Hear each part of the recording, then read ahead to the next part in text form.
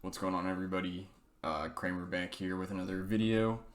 So obviously I'm not in the poker van anymore. I'm back in Seattle. Um, I'll just quickly talk about that. So if you don't care about the poker van story or anything, you can use the timestamps below. Skip to the gameplay. Um, but just real quick, I'll talk about why I came back. I'm not giving up on the lifestyle or something, and I'm not never gonna go out in the van again. But basically, I learned some things about basically my own poker success that kind of motivated me to get back to a home base because I feel like I can continue to basically just make a bunch of money at poker. And I kind of lost the desire to keep traveling because it's more important to me right now to work on my career or whatever. So I wanted some place that I can record videos consistently and play with a stable internet connection. Plug straight into a router, not off of coffee shop Wi-Fi. So those are basically the big reasons. Also, it's cold as hell. It's winter. It's not that cold, especially in SoCal. It was I don't think it got below 50 or 45 degrees Fahrenheit.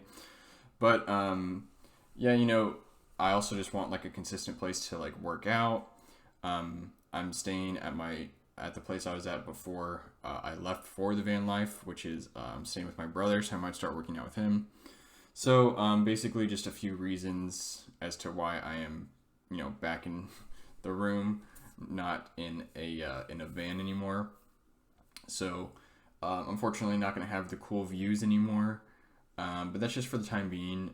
If things continue to improve with poker, I just try to shoot this video. I'm not sure if I mentioned, but I do still want to do the poker van idea of traveling to a bunch of different states and just doing vlogs that in that way. But at this moment, I'm pretty content to just grind on America's Card Room like I've been doing. I've had a really good win rate at 50-0, and I definitely do not think that's just run good or anything. I've just been playing really smart, and I'm pretty proud of what I've been doing. So I'm going to show you guys my graph from my laptop. I just sent a picture over from my laptop to my computer, and I'll also show you the graph for my poker tracker stats from the last few days of playing here in Seattle. So the last thing is that I'm not trying to push this on anyone really hard or anything, but if you are interested in coaching, especially after you see this graph, you're gonna you might want to consider coaching. No, all jokes aside, I am offering coaching again. I'm only going to be taking a few people. So if you're interested in that and you were waiting for this opportunity, now is the time. I don't really see myself taking more than 3 students. I don't want to be spending all my time coaching. I'd rather be playing or working on my YouTube channel. So just letting you know that exists. Now I'm going to show you the graph. All right, so we are looking at my graph from my laptop from the last I don't know how long time wise, but I can say it's 4,000 hands. So the interesting thing is that in just a few minutes ago I was talking about how I realized some things about my poker improvement game, and this is kind of the testament of that. So basically I started grinding 50-0, just pretty normal, just a little up, a little down, level up. And then as time went on, I realized some things about basically the way that I look at the game outside of the game. So where it's hard to explain, but so much of poker is not just poker theory. Of course, your poker theory has to be good, but so much of it has to do with your alignment and where does poker fit into your life. And so basically I had some realizations and things were going really well. Hopefully, oh man, I just realized, okay, never mind, this should be good.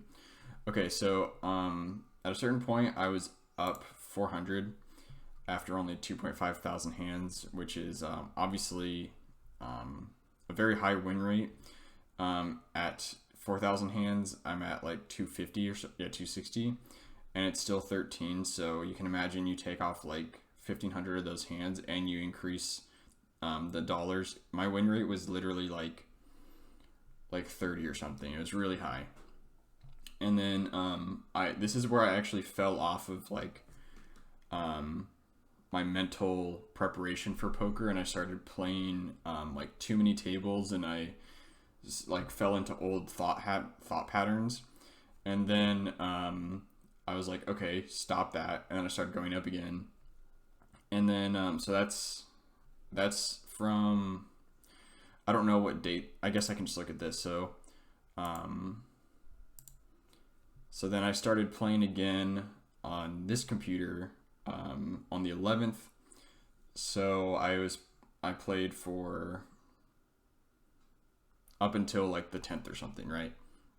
So anyway, you can see this other graph is only 4.5 hours of play and only 715 hands, which I know people love to say like, oh, that's such a small sample size, but you know, this happens like every time I start a new stake and I'm like taking it seriously. I always have these insane win rates, and yeah, I was just like, in the past I would always like take what people said to heart and be like, oh, they're right, I am just having good variance. But like, this happens every time, and every time I play like my low variance style that I like to play, I always have these insane win rates. So I'm tempted to say I actually am, you know, quite quite winning. Again, you know, okay, 715 hands, not very much, but again, it's just like I do have these very consistent win rates that are, as long as I'm consistent with like my mental like state in with my poker, like I said, with this graph, it's like my mental preparation was so good for this while, and then immediately, like, I knew I was playing differently, and immediately just started dumping chips. And then as soon as I got back into it, I started winning, and then the continuation of that is just like continuing to win here. So you know, only time will tell. I'm gonna continue to try to play this well, of course, but at this point, up until here, my win rate was like over 25 BB, and now it's currently still over 25 BB. Of course, I can like take some bad beats. My graph is like right on point with EV and everything. Of course, I could take some bad beats, and my BBs are gonna drop a lot. Like, but I could also like start running well. It's not like I'm running aces into kings and winning or something. It's like, I mean, even yesterday, I lost. I don't know what pot this was, but I lost. I think that might have been yesterday. I don't know. Maybe, I don't know. But yesterday I lost like ace king versus queen, so I lost a buy-in. So it's not like I'm running hot or something. Yeah, like I said, this is the graph. Yeah, so anyway, this is just all to say, like, I'm very confident in like my mental approach to poker, which you know, people have been saying it for a long time. That's like so much more important than theory. Like, theory, of course you need good poker theory, but I guess it's just I would say like mental is more important in like the way you look at the game and its role in your life. So that whole talking point aside, you know, I'm back in Seattle. I'm playing well. I'm running on, you know, on average. Like, I'm not running extraordinarily well or poorly, but now I'm going to show you guys some single table 15-0 gameplay, which is how I've been playing, which is why my volume is so low despite how I've been playing like every day. It's not like I'm grinding for 10 hours. I'm grinding for like 1 to 3 hours, but yeah, things have been going well, and I'm going to give you guys some insight into my playstyle. Okay, so just, like I said, just gonna be playing my low variance, rather tight play style. I'm just gonna be talking through my decisions here. I know this video is already a little bit longer, but I'll try to give you guys maybe like 30 minutes worth of hands, and then cut that down to just the highlights. So basically just what I like to do, this is like last year when I made my video, I made a video titled how to develop a winning poker strategy. And that video did really well. I think just the title like kind of spoke to people because people want to know how to do that. And I'm kind of doing that same thing that I did last year. I remember making that video and playing very similarly, just playing tight and slow, which is what I'm doing here. So basically just getting a feel for the table. How are people playing? Who's on? Are these a bunch of regs? Are they a bunch of casuals? It's 10:30 in the morning. So you're going to find a lot more regs, in my opinion. This is not full of like maniac fish who are just like dumping money in the pot. So, you know, you have to play accordingly. So anyway, king 10 on the button. Okay, this guy's probably a fish. Loading in for 120 big blinds. Not cold calling, but just defending small blind versus button is generally pretty fishy. But king 10 offsuit is an easy open on the button. I mean, I assume this guy's considering 3-betting. So when he calls out of the big blind, we do block hands like king jack and jack 10. Obviously, it's not a significant amount of his portion, but so I think checking or betting here is fine. Obviously, this is just like one of the best turns in the deck.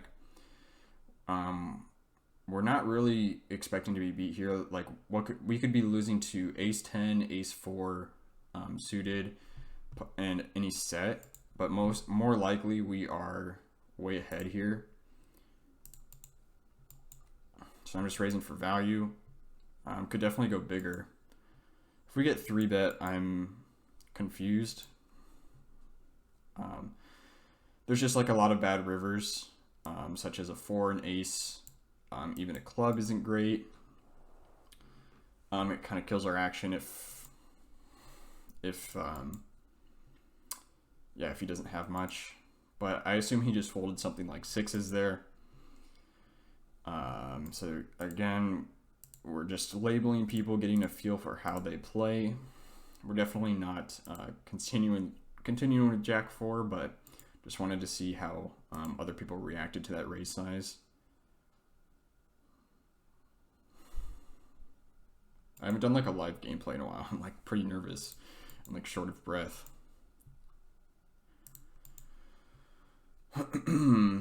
So these are just all easy folds. If games are really nitty, I'll consider opening as bad as king 5 suited on under the gun there, but usually I save those hands for like low jack and high jack. Games would have to be very nitty for me to justify that. If he opens for 2x, I would call 2.5. I just feel it's a little too big for this hand in particular, especially when we know nothing about this guy. You guys can't see my head, but that was our first hand with that guy. So we will be 4-betting regs. Like this guy's a reg, I'm going to be 4-betting him. And we are going to be getting it in.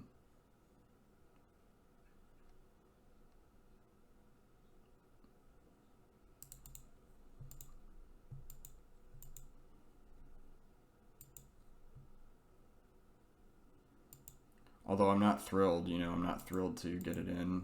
Obviously a not great flop. I don't expect him to fold any pair.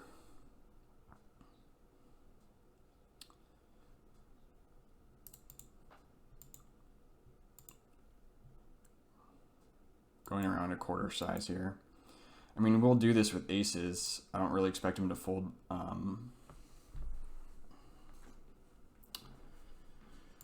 pretty much anything. Now the question is, do we continue or do we give up? I think we can continue on diamonds, of course. And we can even check aces here.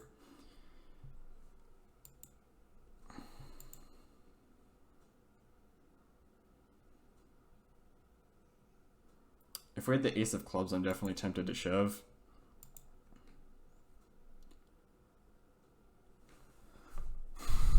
I just think we're going to have a hard time getting him off of like queens or jacks with our specific line. Hopefully just has ace king or ace queen. Yeah. I mean, it wouldn't be horrible to like bluff shove the river or something, but it just looks exactly like what we have, which is ace king. I don't mind check raising the turn, trying to get him off of like jacks, but just in general, I definitely don't mind how he played that hand.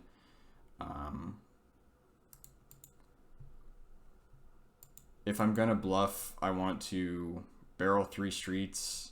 I don't want to take that weird line unless I have like the ace of clubs where I can shove the river, because we definitely could be check raising the turn with like ace king of clubs.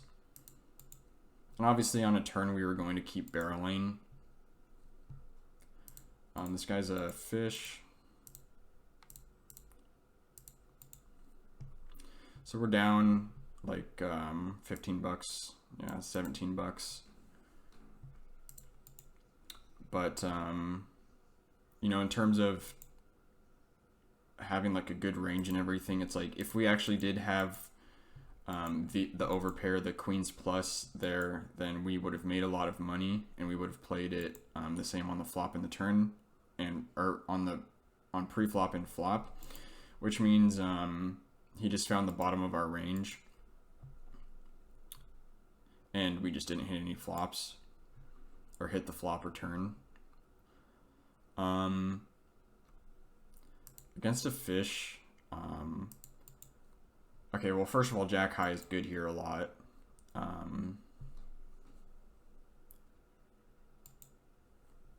I think he can have something like 9-10 of hearts. The question is, do I want to semi-bluff this? I think checking or betting is fine. Obviously, just getting there with the flush is very nice. When he bets big, it makes me think he has a king, which means he's probably not folding. He could have ace-x of spades. That's obviously definitely in his range, but I don't think he's capable of folding a king. I guess he just had like queen 10 and he was bluffing or something. King 10 is definitely an open. No doubt about that.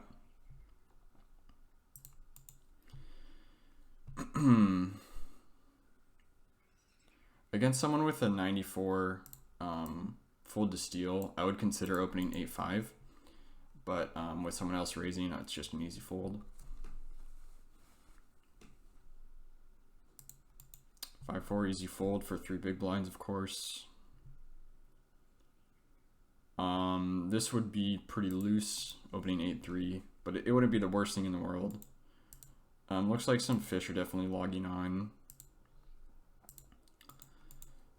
These guys, I don't know about this guy, but this guy's definitely a reg. I play with him all the time, so I'm less likely to open these hands, but people are playing pretty tight right now. I do feel like when you open 2 hands in a row, you're definitely more likely to get 3-bet by regs. But not in this case, he didn't do it. So there's different ways we could play this hand. We could bet big, we could bet small, we could check. Against someone who's a station, they're generally not that aggressive. So I want to make a more aggressive bet, especially with the 10 is 10 exactly. So obviously he can't have 9-10 of spades, and less likely has 9-10 in general. He definitely could have like 4-5. Very small check raise. So he's saying he has like 2 pair or a straight. Obviously never folding. If he checks the turn, then obviously we feel very good that we are ahead. But now the question is, do we get check raised again if we bet?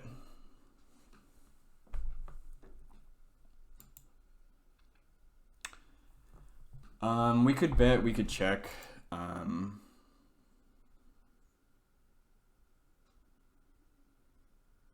If this guy's more of the stationy type, I'm going to bet really small, so he's less inclined to check raise big. Obviously, if we get check raise big, we're pretty sad. Obviously can't fold.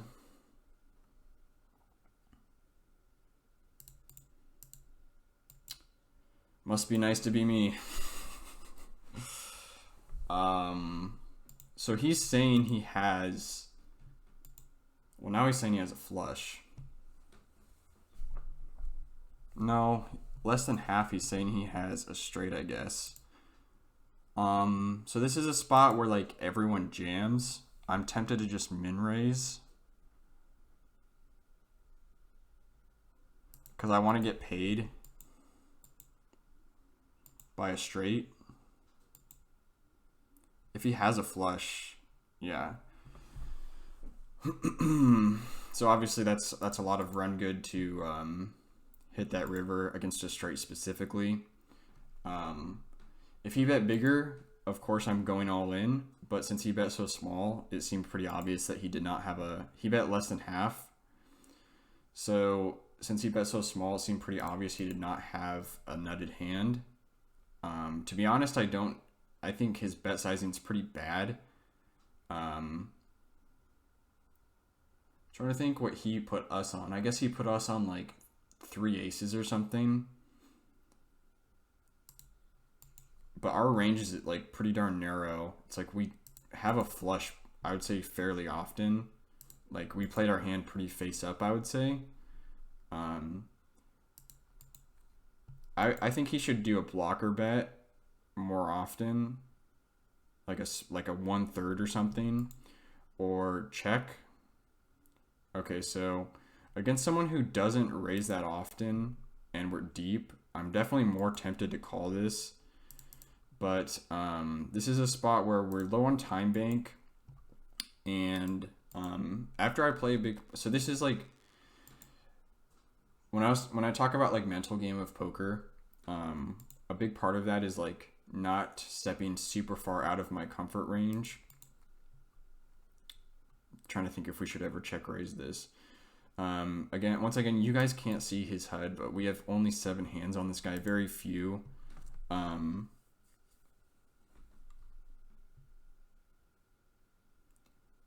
So I'm going to sit out and I'm going to talk about this hand really fast.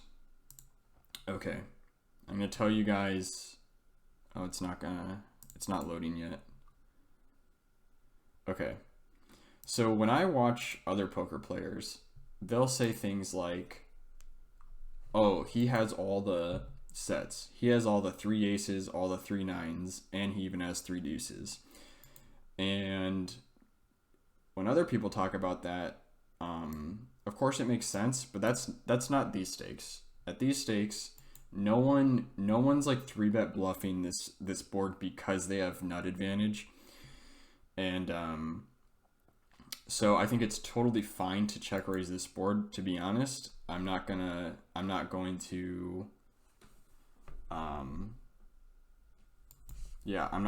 I just don't think that I think people overemphasize, or they overestimate how much these guys think at these lower stakes. At, you know, even though 15L is like high for a lot of people, and it's what I play, obviously, it's still quite low in the grand scheme of poker. So just generally speaking, the level of play still isn't that high. So this is all just to say, I think this is a totally fine hand to check raise, because we block things like queen jack of hearts, king queen of hearts, so it's less likely he has the nut flush draw. And also, I don't think people are going to be 3-bet bluffing our check raises. And then the actual value of our hand, we can represent queen x of hearts very reasonably. And we can also represent ace deuce, ace 9.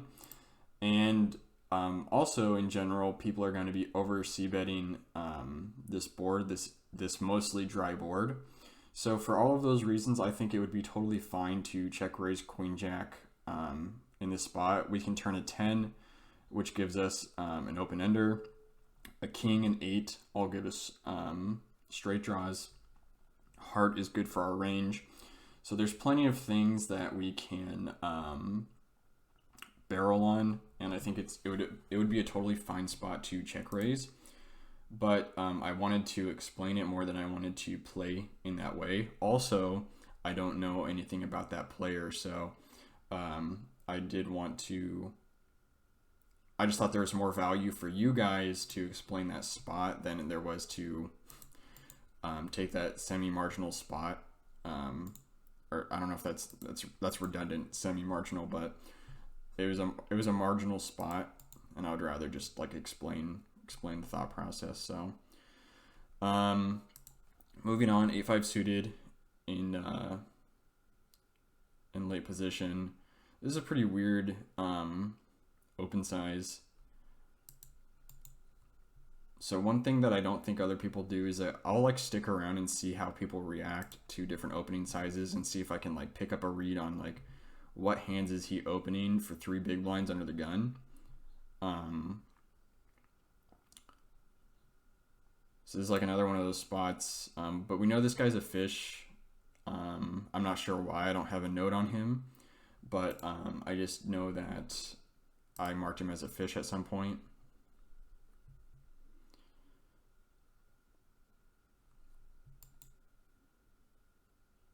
So this is a fairly small 3-bet, but yeah, I expect a lot of calls because he's getting really good odds and they're pretty deep. So his range is extremely wide. He could have, I think the most likely part of his range is something like 8s through jacks, and then he's obviously representing larger than that. That's obviously a very good card for his range, but he also does have ace king in his range. Depends on his four betting frequency, but in general this is very favorable for Joe. When he checks back, it makes me think he has like specifically queens. He could have he could have pocket kings. He could also have ace 10 of hearts, ace queen of hearts. Those are also in his range. Although I think those are barreling a lot on that turn to represent the king. So he could definitely have ace 5 of hearts. Just okay, so he did have ace king in his range. But he was just the other guy just had a pure bluff. So what we're gonna do is make a note about this guy.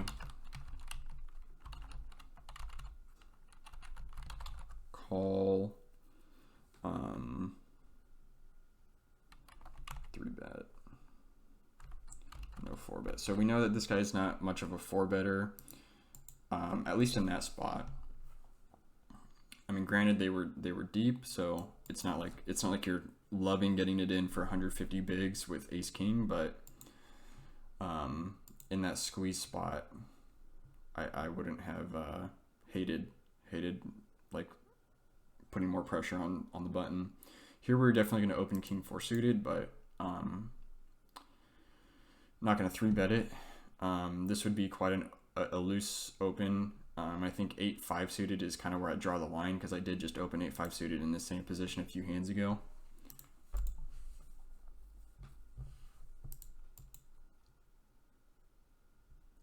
So I do want to take a look at the bet sizing on that big hand.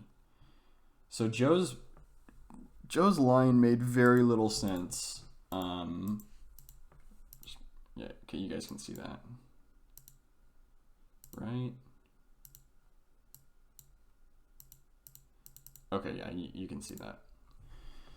So Joe is, I mean, this is a bad, like you should go at least 4x when you're 141 bigs deep.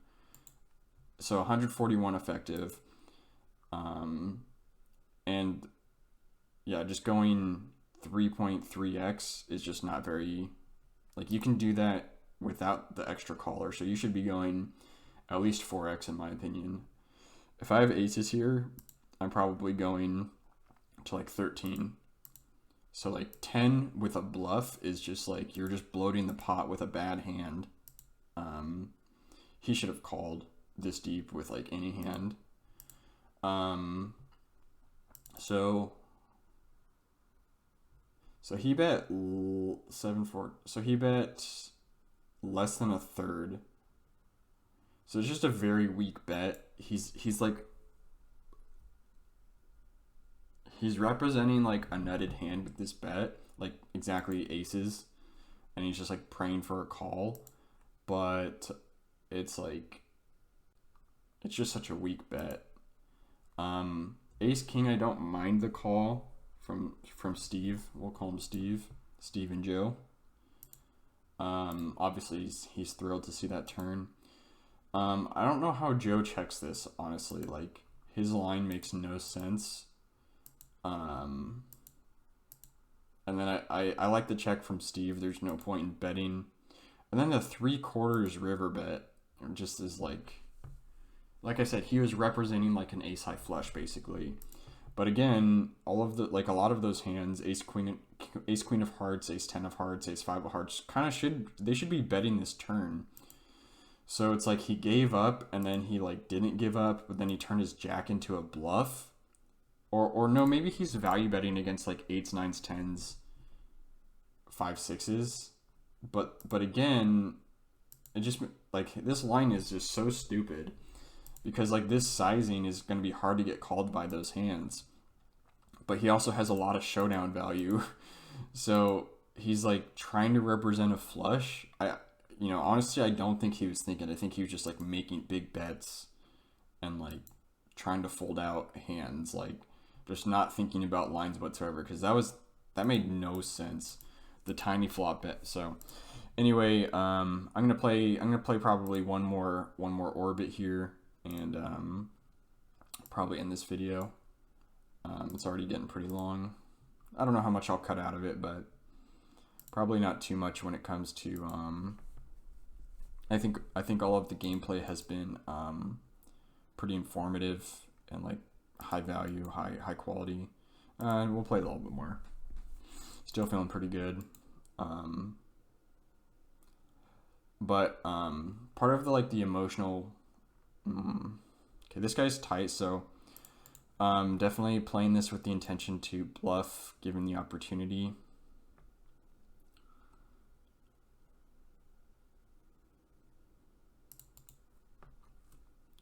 I'm thinking we can check call a lot here.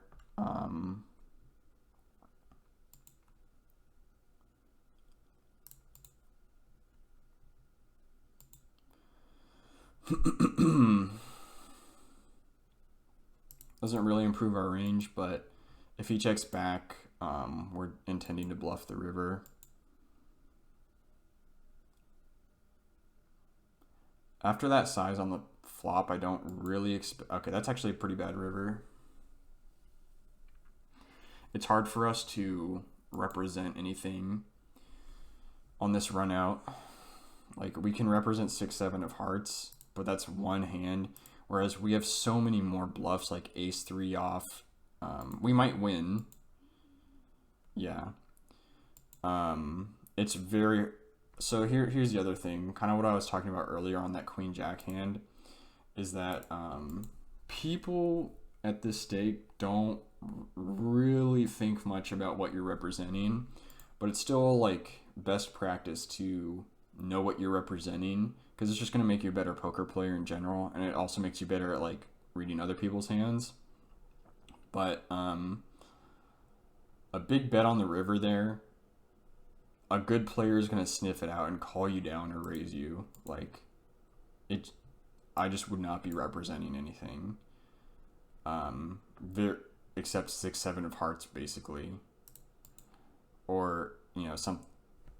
Yeah, I can represent hearts, but it's so specific and it's like so far-fetched. It's just way more likely that I have like 6, 7 offsuit, or just a random straight draw, or even diamonds or something.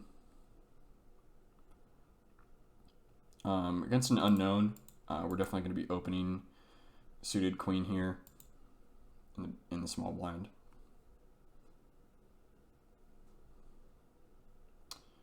For this size, we are not going to be continuing with 8-6.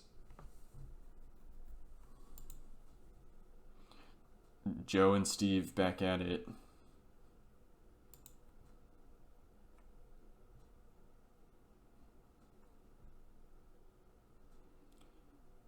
Okay, we're just gonna move on. I wasn't gonna play that hand, but I was just curious if I could get an understanding of what it is that Joe is opening for 3 big blinds under the gun. Jack Deuce is definitely can go either way. It's suited. Obviously not obviously never opening Jack Deuce offsuit. Maybe for Jack 4 offsuit. But I think it's fine against presumably 2 fish. A7 could open, but definitely fine to fold. Ace-9 I think is the cutoff in like GTO ranges. And obviously not continuing with for that price.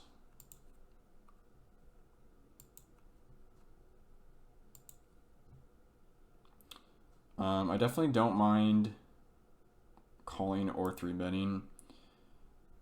We'll just call. Usually I would think I would want to 3-bet this because we're susceptible to getting squeezed. But this is a very good flop for our range. We have a lot of Queen Jack, pocket 8s, 9-10. We do have a 9 here. When he c-bets this flop, honestly, I think it's like kind of bad unless he has a set. If there were hearts on them, if there was like a single heart or 2 hearts, obviously I would continue. Jack 7 suited, we can open. It's not great. Like that's a pretty iffy open. But you could, depending on how the games are playing. But yeah, I think I am gonna wrap it up now. We'll do one more orbit. King 5 we're not gonna continue with against someone who has the capability of being aggressive. If it was suited, I would definitely continue by either squeezing or flatting. Getting a lot of King X hands. This is obviously an open. King 9 suited in hijack. So we know he's been like 3-betting, 4-betting a lot, but so this is one of those spots where we're definitely like susceptible to getting check raised, and we also know that he's like maybe playing more aggressive right now, and I think it's fine to have some checkbacks in your range. That's like a very bad turn, of course. If he starts barreling, we're very sad. That's, you know, this and the Ace of Hearts are, Ace of Hearts, Ace of Clubs, and Ace of Spades are the worst 3 turns in the deck. Yeah, considering he's betting so big, I'm just gonna fold when we have so much Ace X in our range. Well, maybe we don't, because all of our ace highs are betting that flop. So maybe we should be bluff catching with the kings there. But yeah, I mean, maybe that was a mistake. It was just for that size. It just seemed like we have such a strong range that he shouldn't really be betting big into us. But maybe that's incorrect. But this is what I talk about when I talk about like my low variance strategies. Like when you start getting into spots where you're calling larger bets, obviously it's only 3 big blinds, but you know, it's the principle that matters. When you start calling bigger bets in unclear spots, that's when I like to take a step back, think about what I'm doing, talk it out like I just did, and you know, allow myself to learn from it, as opposed to just calling because I have a good hand. That's how you end up losing 200 big blind pots with aces. It's like, oh, I have a good hand, I'm just gonna call. It's like, you shouldn't be so you know, dogmatic.